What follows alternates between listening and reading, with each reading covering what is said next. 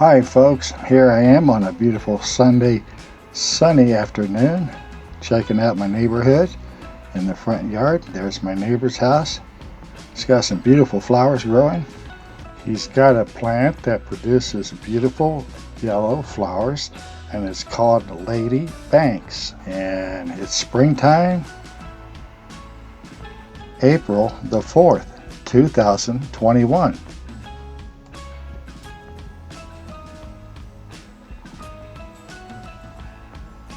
There's my other neighbor's house at the end of the street. He's got the American flag up. And here's a closer look. It's warm out here right now in the southwest. You can see the heat that's coming off the shingles. It's kind of radiating, blurring the picture a little bit. There's another neighbor's house across the street. Now here's some grackles. The male grackle's on the right. Yep, he picked the shady spot. Smart bird. But he's after the female.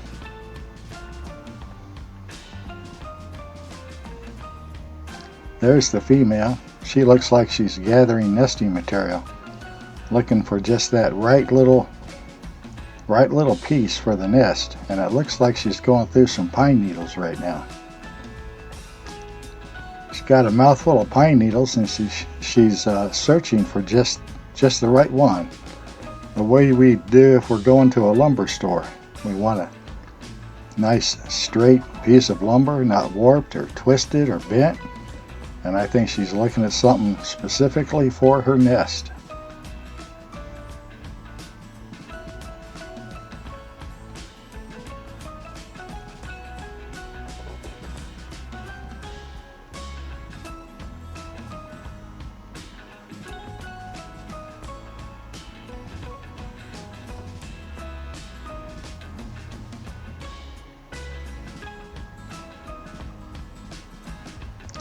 Apparently where she was searching wasn't quite good enough, so she's moving to another section and she's getting more little twigs and pine needles to make her nest with.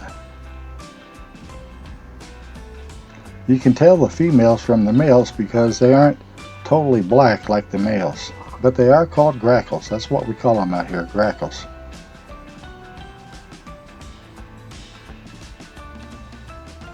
There's another female coming in.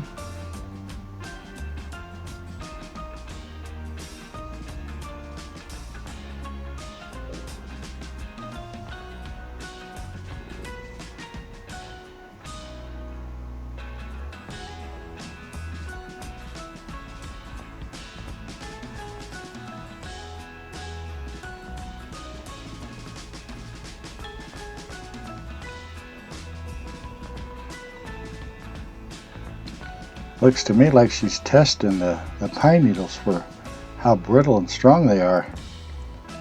Biting down on them, seeing them if they break.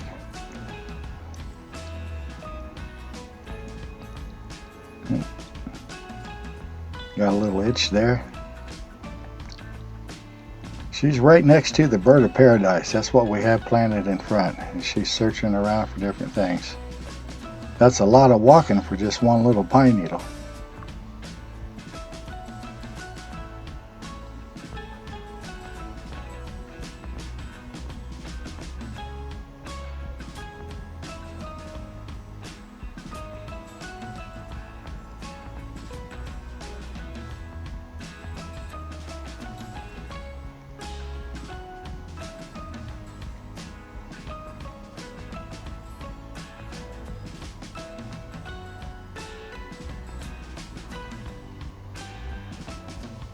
Must be pretty good building material there since there's so many grackles.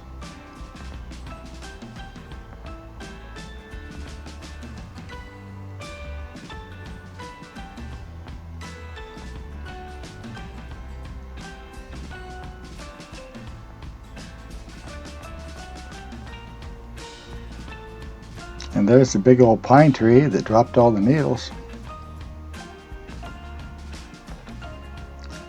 Well, here I come in my T-Bird. It's a 1979 Ford Thunderbird. Thought you guys might like to look at it. Like I said, it's hot out here in the southwest, so I'll be working on the air conditioner here pretty soon. Now there's another grackle sitting right up on top of that Italian cypress. That's a hard shot to get. That's a handheld shot without a tripod. It's amazing how steady the shot actually is.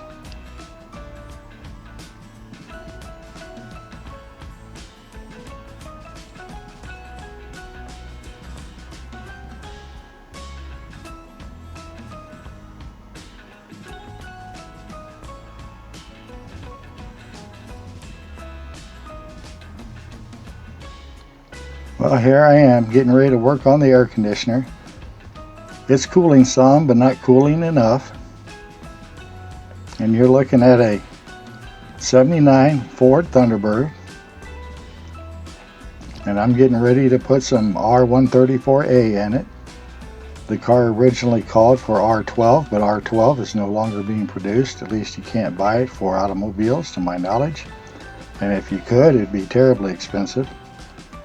So I'm putting in the substitute R134A, and I've already changed the oil out inside the AC unit to accept this type of new gas.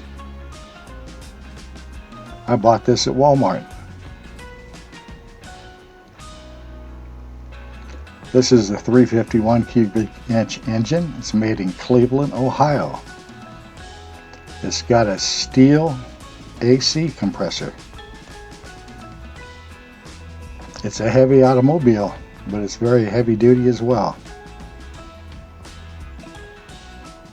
Now I'm getting ready to fill it with the, for short right now I'm going to call it Freon or AC gas.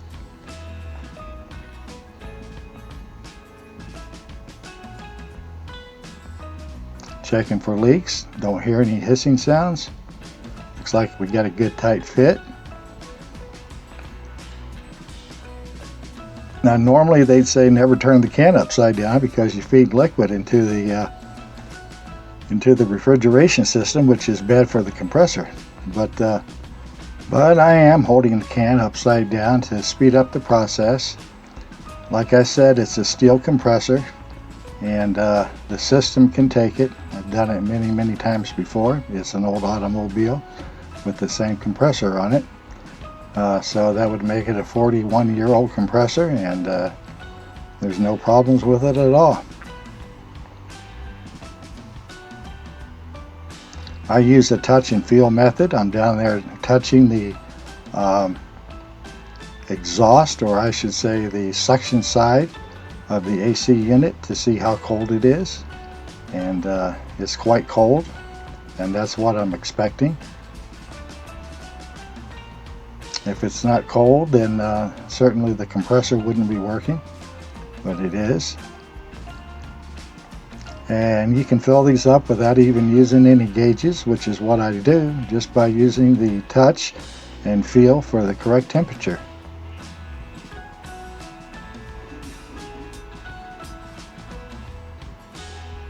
Supertex, the brand, R134 is the name. I'm on the other side of the automobile.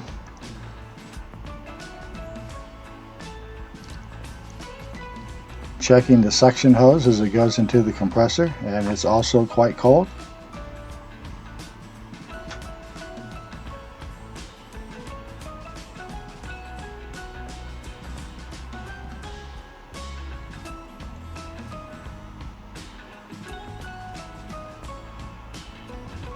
Moving along here, the can's just about empty, and I'm giving it a little bit of a shake here just to speed things up.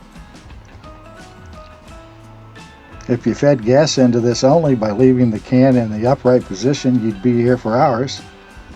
Now Rosalind's checking the coolness coming out of the air. That's her hands in there. It's blowing nice cold air. That's what we expect. That's what we're looking for.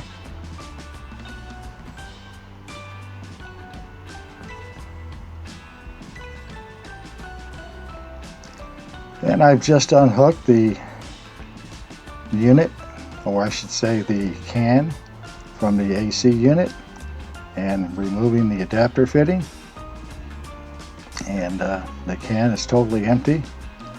Didn't lose any to the atmosphere. Very simple tools to get the job done. And the AC is working nice and cold. I'm going to take the car for a test drive around the block just to see how things work. Make sure there's no funny noises or anything, and that it's blowing cold air. And there I go.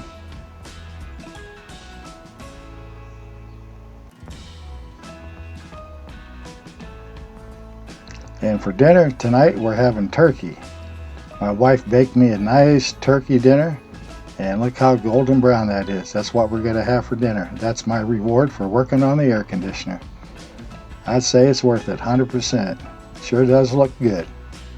And here comes the meal. Turkey breast, carrots, spinach, celery, cooked in broth with cranberry sauce and stuffing.